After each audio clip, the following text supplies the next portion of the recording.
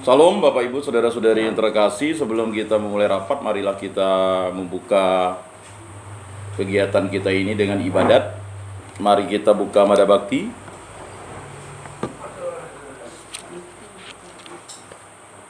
Tiga, satu, tujuh.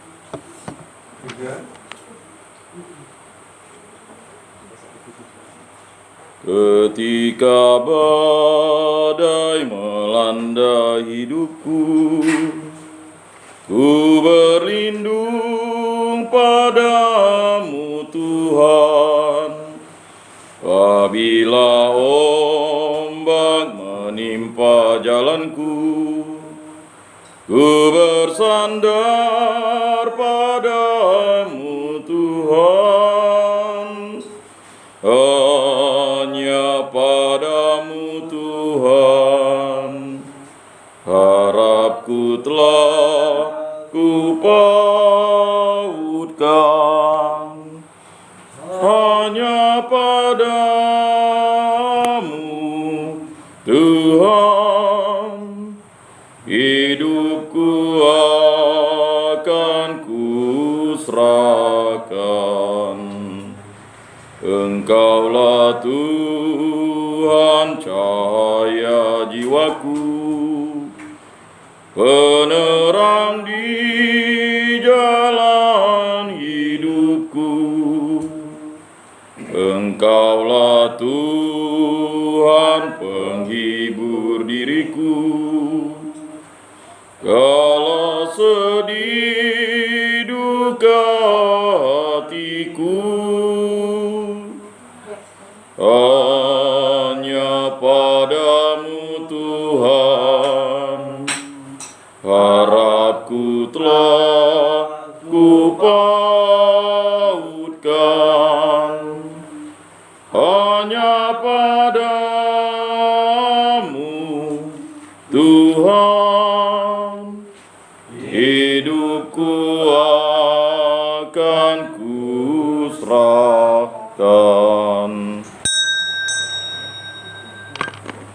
Dalam nama Bapa dan Putra dan Roh Kudus. Amin. Semoga kasih karunia Tuhan Yesus Kristus, cinta kasih Allah dan persekutuan Roh Kudus beserta kita sekarang dan selama-lamanya. Marilah kita bersama-sama mengakui segala dosa dan kekurangan kita dalam terang sabda Tuhan. Saya mengaku kepada Allah yang Maha Kuasa dan kepada saudara sekalian bahwa saya telah berdosa dengan pikiran dan perkataan, dengan perbuatan dan kelalaian. Saya berdosa, saya sungguh berdosa. Oleh sebab itu saya mohon kepada Santa Perawan Maria, kepada para malaikat dan orang kudus, dan kepada saudara sekalian, supaya mendoakan saya pada Allah Tuhan kita. Semoga Allah memandang dan memperhatikan kita, semoga Ia menunjukkan kerelaan hatinya, serta memberikan pengampunan dosa dan damai sejahtera kepada kita. Amin. Tuhan kasihanilah kami, Tuhan kasihanilah kami. Kristus kasihanilah kami, Kristus kasihanilah kami. Tuhan kasihanilah kami, Tuhan kasihanilah kami. Marilah kita berdoa. Ya Allah Bapa yang bertata di dalam surga, Engkau tahu kegelisahan kami, Engkau tahu segala kekurangan dosa kami. Kami berkumpul bersama ini untuk mencari jalan keluar dan solusi. Kami ingin menggabungkan diri kami dalam persekutuan dengan jemaat Kristiani, khususnya di paroki Bunda Maria Jeruju. Semoga apa yang kami lakukan pada malam hari ini selalu berkenan dan semuanya demi kemuliaan nama-Mu. Semua doa ini kami serahkan dengan perantaraan Tuhan kami Yesus Kristus yang hidup dan meraja, kini dan sepanjang segala masa. Amin. Inilah Injil suci menurut Lukas. Dimuliakanlah Tuhan. Sekali peristiwa, Yesus menyatakan perumpamaan ini kepada beberapa orang yang menganggap dirinya benar dan memandang rendah semua orang lain. Ada dua orang pergi ke bait Allah untuk berdoa, yang satu adalah orang Farisi dan yang lain pemungut cukai. Orang Farisi itu berdiri dan berdoa dalam hatinya begini, Ya Allah, aku mengucap syukur kepadamu karena aku tidak sama seperti semua orang lain. Aku bukan perampok, bukan orang lalim, bukan penjinah, dan bukan juga seperti pemungut cukai ini. Aku berpuasa 2 kali seminggu, aku memberikan 1/10 dari segala penghasilanku. Tetapi pemungut cukai itu berdiri jauh-jauh, bahkan ia tidak berani menengadah ke langit, melainkan ia memukul diri dan berkata, Ya Allah, kasihanilah aku orang berdosa ini.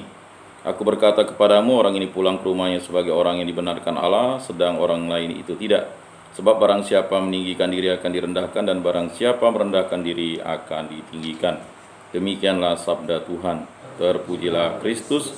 Semoga dengan pewartaan Injil suci ini iman kita selalu diteguhkan. Amin.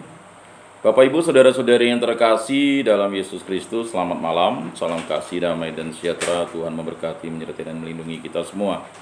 Bacaan hari ini mengingatkan kita akan suatu maksud dan tujuan yang pasti yang akan kita lakukan dalam hidup kita ini. Perjumpaan kita bukanlah suatu kebetulan, tetapi adalah suatu misteri ilahi. Dia sudah direncanakan, dan yang merencanakan itu adalah Dia yang tertinggi, yaitu Tuhan kita, Yesus Kristus. Dialah Immanuel, Sang Mesias, Allah beserta kita, yang pada masa retret agung ini kita memohon pengampunan dari Beliau, dari Allah Tritunggal Maha Kudus.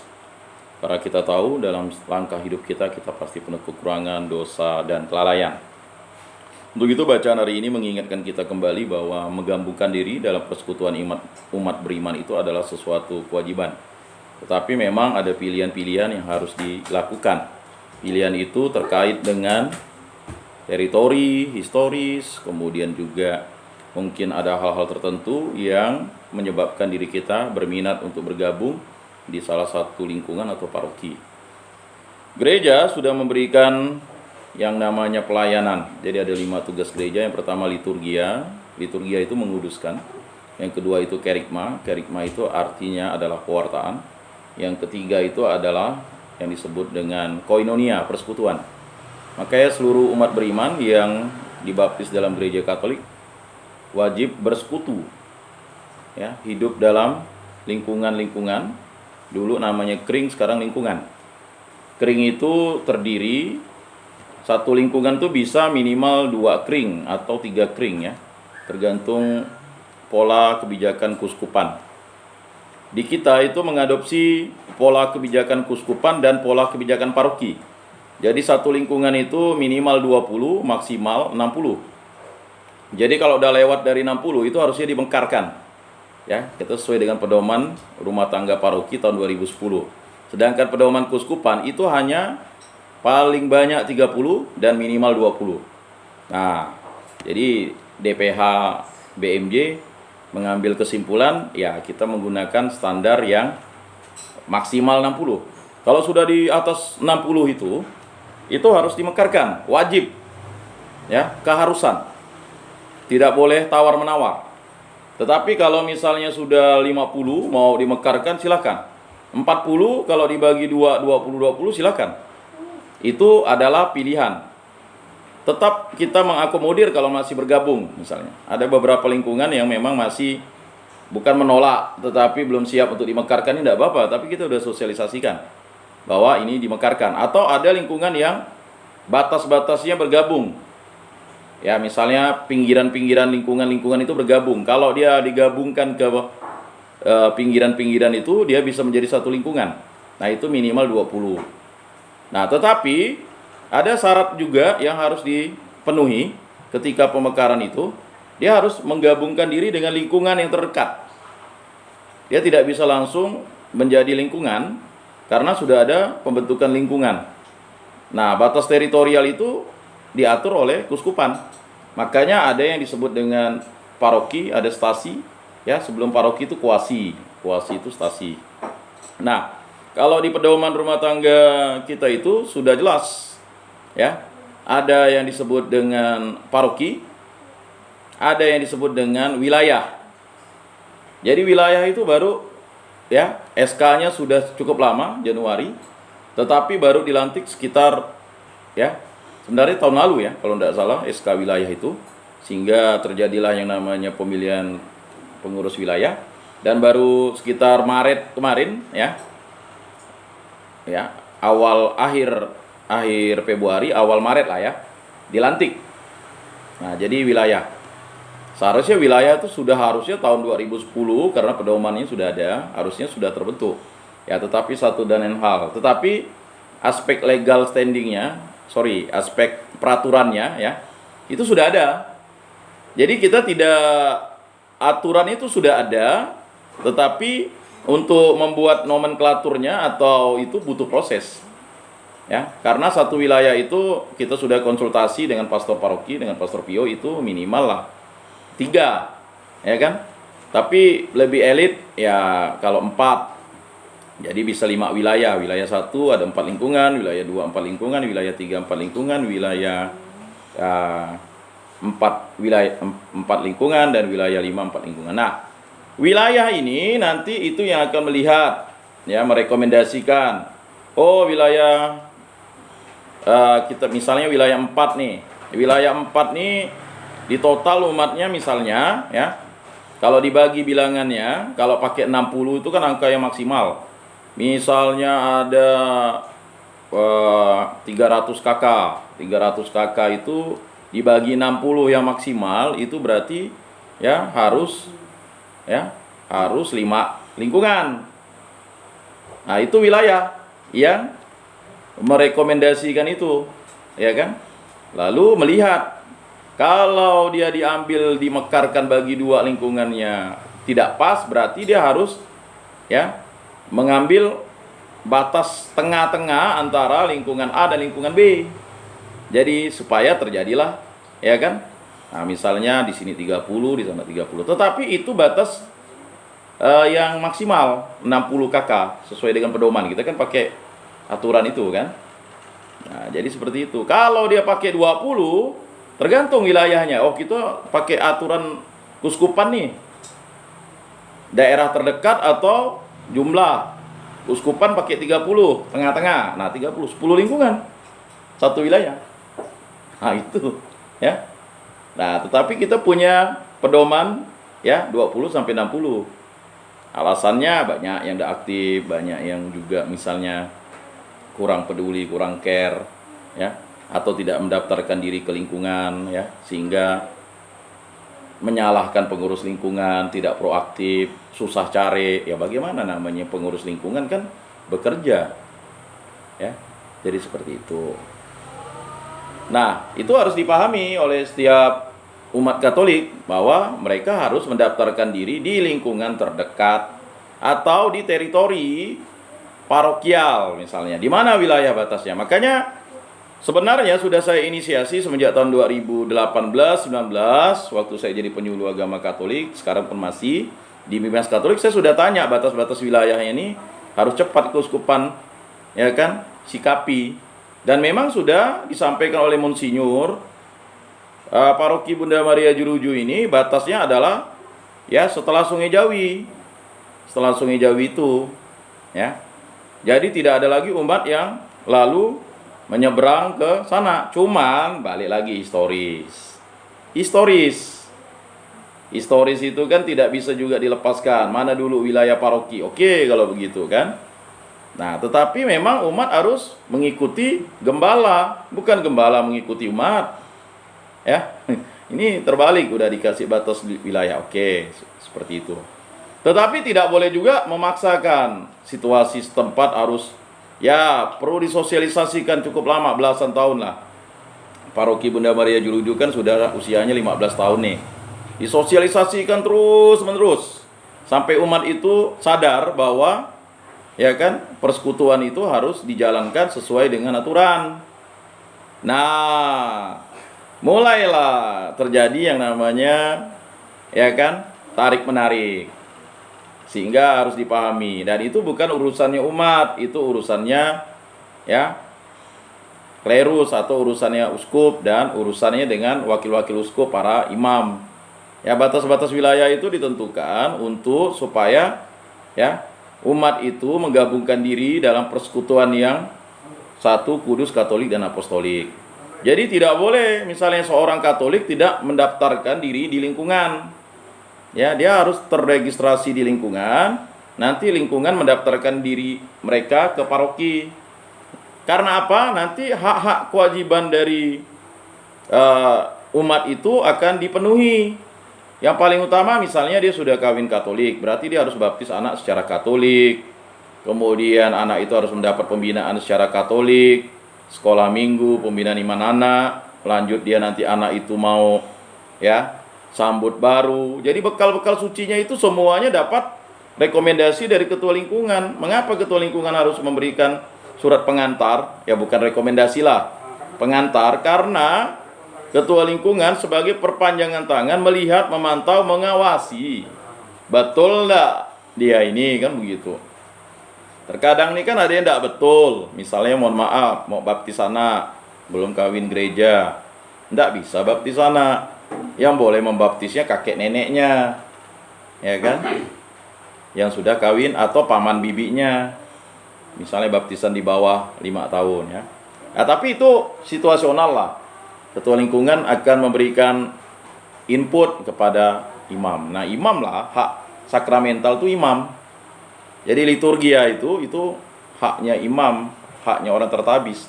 Kita sebagai awam ini ya, jangan mengatur imam yang mengatur kita, tetapi kita memberikan masukan. Nah, seperti pembentukan ini kan sebenarnya saya sangat tahu persis sejarah riwayatnya. Dari tahun 2011 kita sudah daftar lapor ke Pak Lebe, Pak Albert waktu itu. Pak, kami ini masuk mana Pak? Masuk MRPD atau BMJ? BMJ katanya. Oh BMJ kah Pak?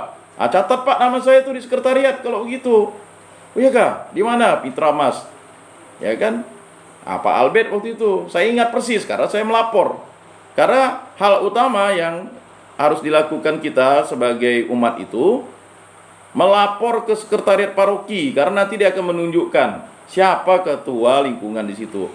Nah, saya tanya ketua lingkungan ini siapa Pak? Oh sepertinya nanti akan dibentuk tuh lingkungan di sana, kata Pak Albert, ya kan? Jadi kalau dulu saya aman-aman saja karena saya memang sudah terdaftar di Rupinus. Semenjak saya kawin langsung saya mendaftarkan diri, ngambil surat pindah. Kebetulan Pak RT-nya Pak Jamal orang Katolik, ya enak kan? Lalu juga Pak Jutin di situ, ya udah langsung sekaligus pindah, sekaligus langsung lingkungan. Tetapi saya di Bengkayang juga terdaftar di lingkungan. Saya catat anak, istri saya, ponaan ya. Jadi saya 2 lingkungan. Di Bengkayang saya lingkungan Santo Petrus, masih sampai sekarang. Ya. Iuran kemandirian, iuran makan ya. Itu masih. Nah, lalu di Rupinus juga sama. Kewajiban itu tetap, itu kan kewajiban umat beriman dalam koinonia, persekutuan ya.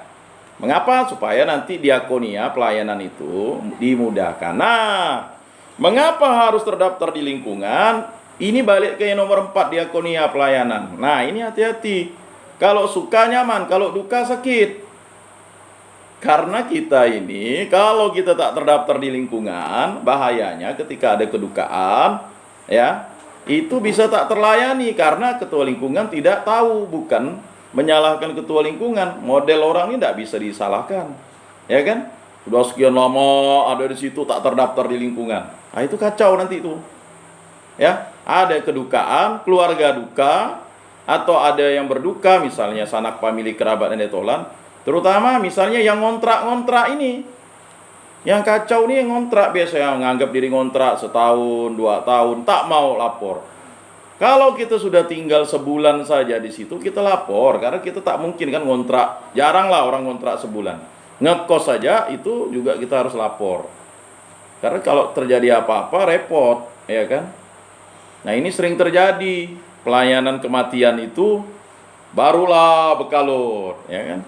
Kalau mau misalnya yang enak, kawin, nah baru dia cari ketua lingkungan. Habis itu hilang, ya kan?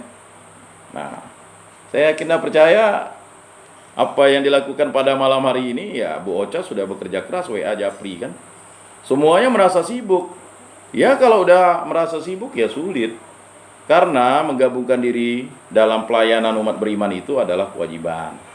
Berikutnya martiria, kesaksian iman. Nah, bagaimana kesaksian iman kita bisa mantap, ya, bisa dipandang oleh diri kita dan orang lain. Kalau misalnya kok orang Katolik itu sepi, misalnya kedukaan kok sepi, ya ini ada masalah. Jangan-jangan dia waktu ibadat lingkungan tuh jarang datang. Mohon maaf ya kan, tugas-tugas gereja tak mau ikut, ketua lingkungan Zaman dulu dia daftar dengan ketua lingkungan yang udah lama, ketua lingkungan baru tak kenal, ya kan? Jadi itu berbahaya. Nah, makanya 5 tugas gereja itu harus dilaksanakan, ya.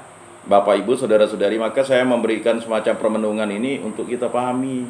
Kita sadarkan saudara-saudari kita. Contoh, mohon maaf, orang berbeda. Misalnya, yang Katolik itu istrinya saja, ya wajib lapor dia.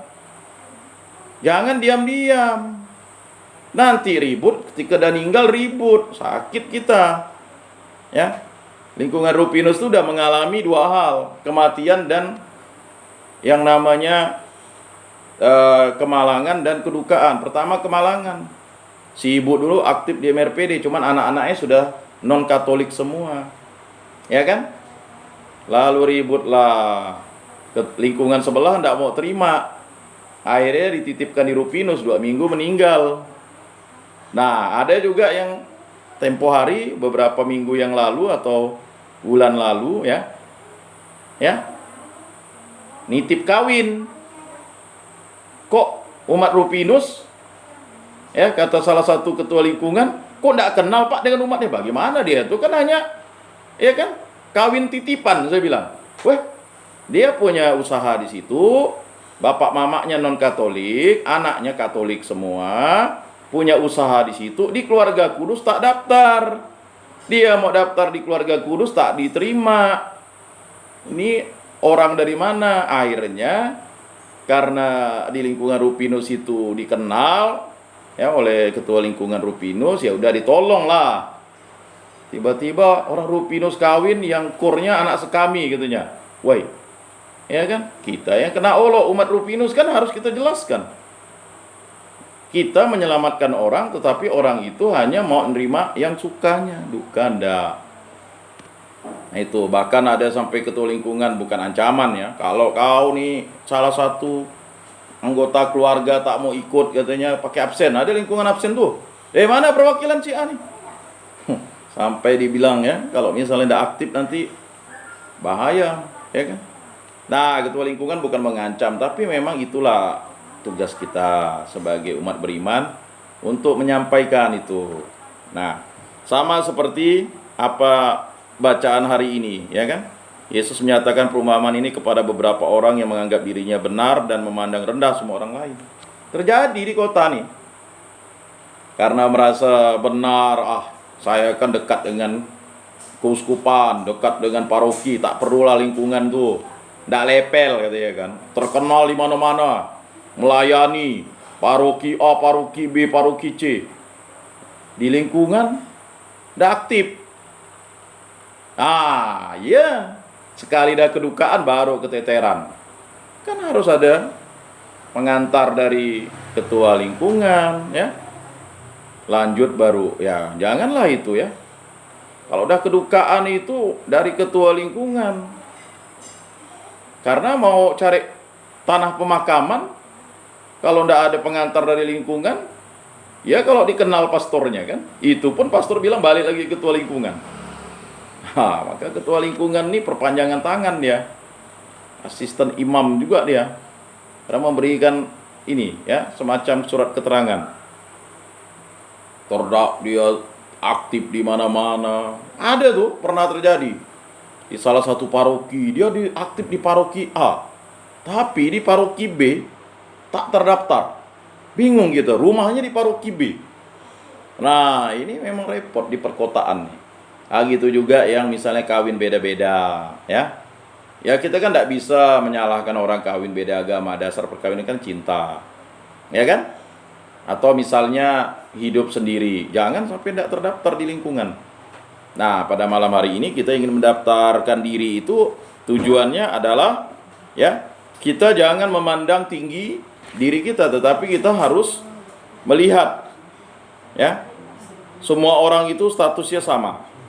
Lalu ada 2 orang pergi ke bait Allah untuk berdoa. Yang satu adalah orang Farisi dan yang lain pemungut cukai. Orang Farisi itu berdiri dan berdoa dalam hatinya begini: Ya Allah, aku mengucap syukur kepadamu karena aku tidak sama seperti semua orang lain. Aku bukan perampok, bukan orang lain, bukan penzina, dan bukan juga seperti pemungut cukai ini. Jadi bapak-bapak, ibu-ibu, saudara-saudari yang terkasih, terkadang orang ini kan katakan begini, orang yang rajin ke gereja itu banyak dosanya. Ya memang, saya berdosa, saya sungguh berdosa. Oh, sering ke gereja pun masih juga buat dosa. Ya memang, kalau namanya manusia ya pasti buat dosa. Ya kan? Lihat istri orang cantik, ya dah dosa sebenarnya. Dengan pikiran. Ya kan? Apalagi punya keinginan memiliki. Karena setiap waktu kita tuh, dosa tuh menguntip kita. Makanya, penting halnya untuk kita mengatakan diri kita, ya kan? Di hadapan Allah itu ya kita mohon rahmat pengampunan. Nah ini yang sering terjadi dengan umat, ya kan? Umat merasa tidak punya dosa, ya ngapain lah ibadat lingkungan, ndak level tuh dengar khotbah. Saya kan khotbahnya harus uskup, ya kan? Homilinya tuh harus yang top, ya kan?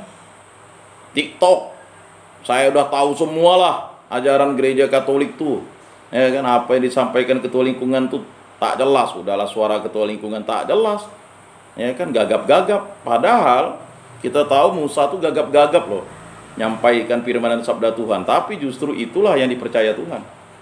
Jadi tak boleh memandang rendah ketua lingkungan atau pengurus lingkungan itu. Karena apa? Mereka adalah wakil Kristus yang diberikan mandat untuk mengurus kita. Jadi ketua lingkungan juga utusan Tuhan. Nah ini sering terjadi nih kan. Ngapain lah ya kan. Jadi sering, saya ingat dulu satu kesaksian dulu tuh ketua umat. Mukul lonceng udah setengah mati Pak. Sekarang dia udah SAG. Sarjana pertama di kampungnya, SAG. Wah itu luar biasa dia. Ya kan. Sekarang adiknya kepala desa. Dia udah PNS sekarang. Hebat kan? Mukul lonceng. Setengah mati dia mukul lonceng tuh. Dari mulai mukul lonceng. Berapa orang yang datang? Yang datang, ibu-ibu ya Pak. Katanya, enggak apa-apa lah Pak. Katanya kan. Ya. Nah ini karya mujizat Allah itu terjadi. Aku berpuasa 2 kali seminggu. Aku memberikan 1/10 dari segala penghasilanku. Ya biar kalau udah jadi penderma, dikenal pastor. Tapi di lingkungan, mohon maaf misalnya, ya iuran rumah tangga aja susah-susah kan. Ngapa nagih nih? Ya kan saya udah kolekte banyak-banyak tuh di gereja. Itu ada juga. Nah, mortalitas tak gabung ya kan. Tak level, saya kan udah ikut yang dari lembaga lain katanya. Penting untuk menggabungkan diri itu dalam program-program yang baik. Tujuan kita untuk gotong royong, bukan tujuannya untuk apa ya kan. Kemandirian nanti ya jadi seperti itu ya kan. Nah penting, tidak besar ya kan, tapi nanti itu akan dijelaskan oleh ya pengurus lingkungan. Nah tetapi pemungut cukai itu berdiri jauh-jauh, bahkan ia tidak berani menengadah ke langit, melainkan ia memukul diri dan berkata, ya Allah kasihanilah aku orang berdosa ini. Aku berkata kepadamu, orang ini pulang ke rumahnya sebagai orang yang dibenarkan Allah, sedang orang lain itu tidak. Sebab barang siapa meninggikan diri akan direndahkan, dan barang siapa merendahkan diri akan ditinggikan. Nah, jadi pada malam hari ini mari kita bermusyawarah bersama ya. Keinginan untuk membentuk lingkungan itu memang dahsyat kuat ya kan. Dari tahun 2011, 12, 13, 14, 15, 16, 17, 18, 19, 20, 2021. Nah, ini 2022. Jadi 11 tambah 11 itu 22. Ya kan? Jadi sudah 11 tahun. Ya. Ini Pak Greg itu tahulah. Saya selalu mendorong beliau. Dari namanya calon lingkungan Stella Maris lah, lingkungan Agustinus lah. Ada lingkungan nama Pak Greg ya lah, Gregorius lah. Nah, mulai udah saya guyon dah lah pakai nama baptis saja lingkungan Yakobus lah. Tapi saya sudah sampaikan sebenarnya di tahun 2018 ke 19 tuh ya Pak Greg yang saudaranya meninggal tuh ya. 18 ya? 19 saya ingat 19 karena ponaan Pak Meki meninggal waktu itu kan. Pak Meki sudah kunjungi. Kan saya sudah sampaikan ke Pak Greg, jangan lupa Pak Greg daftar ke lingkungan Pak Meki. Ini lingkungan Santa Maria loh. Saya kalau rekam pasti ingat kan gitu. Tapi itulah. Maklumlah. Nantilah. Saya masih sibuk ini, ya kan? Tahu-tahu Covid. Udah Covid kan. Nah, jadi inisiatif membangun lingkungan itu boleh-boleh saja ada, Ya, boleh-boleh saja. Ya. Tetapi yang paling utama menggabungkan diri dengan lingkungan terdekat. Nah, lingkungan apa yang terdekat? Ya, lingkungan Santa Maria.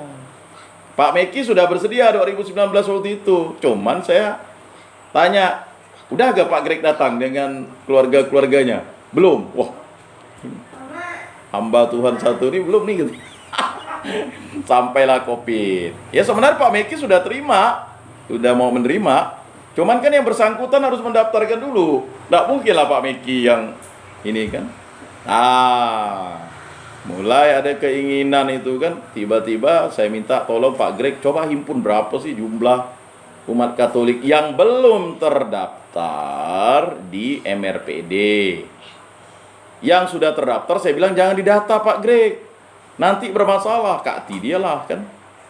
Jadi seperti itu ya. Pada malam hari ini ya puji Tuhan ya, pembicaraan itu sudah disampaikan oleh, karena ini udah pembicaraan kedua nih nantinya rapat ini, karena pembicaraan pertama ya Pak Meki sudah setuju kan begitu, setuju dalam artian ini masuk ke wilayah Santa Maria. Tapi ada keinginan namanya Pak Aidi waktu itu kan, gabung ke wilayah kami. Saya bilang enggak mungkin, tapi kan kita enggak boleh. Ada niat baik orang kan. Dah wilayah 3 ya, wilayah Robertus. Lompatnya jauh memang sih. Ya kan, keinginan Pak Aidi sih bagus. Cuman ya tetaplah nanti mentoknya juga di Pak Pastor Pio. Ya, proses-proses yang terjadi kemarin itu anggaplah sebagai didikan bagi kita untuk menjadi pribadi yang benar di mata Tuhan. Mari kita mengakui iman kepercayaan kita. Aku percayakan Allah, Bapa yang Maha Kuasa, pencipta langit dan bumi, dan akan Yesus Kristus, putranya yang tunggal Tuhan kita, yang dikandung dari Roh Kudus, dilahirkan oleh perawan Maria, yang menderita sengsara dalam pemerintahan Pontius Pilatus, disalibkan, wafat, dan dimakamkan, yang turun ke tempat penantian, pada hari ketiga bangkit dari antara orang mati, yang naik ke surga, duduk di sebelah kanan Allah Bapa yang Maha Kuasa, dari situ ia akan datang mengadili orang hidup dan mati. Aku percayakan Roh Kudus, Gereja Katolik yang kudus, persekutuan para kudus, pengampunan dosa, kebangkitan badan, kehidupan kekal. Amin. Ya Allah, dengarkanlah doa-doa permohonan yang kami panjatkan ke hadirat-Mu. Ya Bapa yang bertata dalam surga, berkatilah niat kami untuk bergabung dengan lingkungan Santa Maria. Kami mohon, kabulkanlah doa kami ya Tuhan. Ya Tuhan, kuatkanlah hati dan iman kami agar kami selalu menjadi saksi-saksi-Mu, dan sebagai umat paroki Bunda Maria Jeruju, kami selalu hidup rukun, damai, dan sejahtera. Kami mohon, kabulkanlah doa kami ya Tuhan. Ya Tuhan, berkatilah keluarga kami yang mungkin lemah imannya, kuatkanlah mereka agar mereka juga kembali untuk setia kepada Gereja Katolik. Dan bagi warga-warga yang belum terdaftar di lingkungan, agar mendaftarkan diri di lingkungan yang terdekat sehingga mereka dapat bersatu dalam Kristus. Kami mohon, kabulkanlah doa kami ya Tuhan. Marilah kita menyampaikan niat pribadi kita masing-masing. Kami mohon, kabulkanlah doa kami ya Tuhan. Ya Tuhan, demikianlah permohonan kami. Dengarkanlah permohonan kami ini, dan kami selalu berharap kepadamu, Engkau selalu membimbing hidup kami. Demi Yesus Kristus Tuhan dan Juru Selamat kami. Amin. Marilah kita mempersatukan segala doa dan permohonan kita dengan doa yang diajarkan oleh Tuhan Yesus Kristus. Bapa kami yang ada di surga, dimuliakanlah nama-Mu. Datanglah kerajaan-Mu, jadilah kehendak-Mu di atas bumi seperti di dalam surga. Berilah kami rezeki pada hari ini, dan ampunilah kesalahan kami seperti kami pun mengampuni yang bersalah kepada kami. Dan janganlah masukkan kami ke dalam pencobaan, tetapi bebaskanlah kami dari yang jahat. Amin. Marilah kita saling memberikan salam damai. Salam damai. Bapak, Ibu, saudara-saudari yang terkasih, Yesus bersabda, kamu memang sudah bersih karena firman yang telah kukatakan kepadamu. Tinggallah di dalam aku dan aku di dalam kamu, sama seperti ranting tidak dapat berbuah dari dirinya sendiri. Kalau ia tidak tinggal pada pokok anggur, demikian juga kamu tidak dapat berbuah jikalau kamu tidak tinggal di dalam aku. Oleh karena itu, marilah kita duduk dalam keningan untuk menyatukan diri dengan Tuhan yang kini hadir bersama kita. Berbicaralah dengan Dia dari hati ke hati dan mengatakan, Yesus datanglah dan tinggallah dalam hatiku, jadikanlah hatiku seperti hatimu. Kita ulang sebanyak 3 kali. Yesus datanglah dan tinggallah dalam hatiku, jadikanlah hatiku seperti hatimu. Yesus, datanglah dan tinggallah dalam hatiku, jadikanlah hatiku seperti hatimu. Yesus, datanglah dan tinggallah dalam hatiku, jadikanlah hatiku seperti hatimu. Marilah kita berdoa.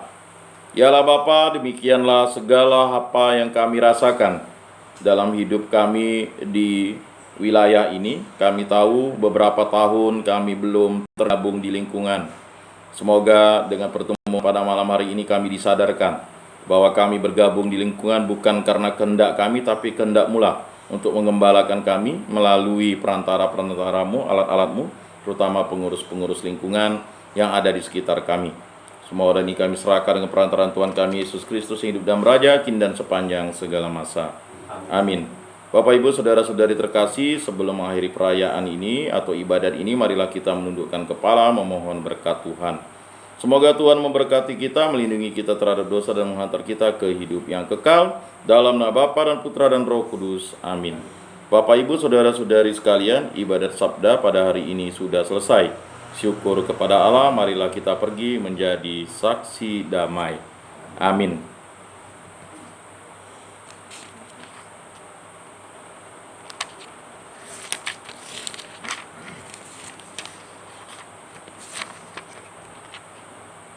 Tiga, 6, 8.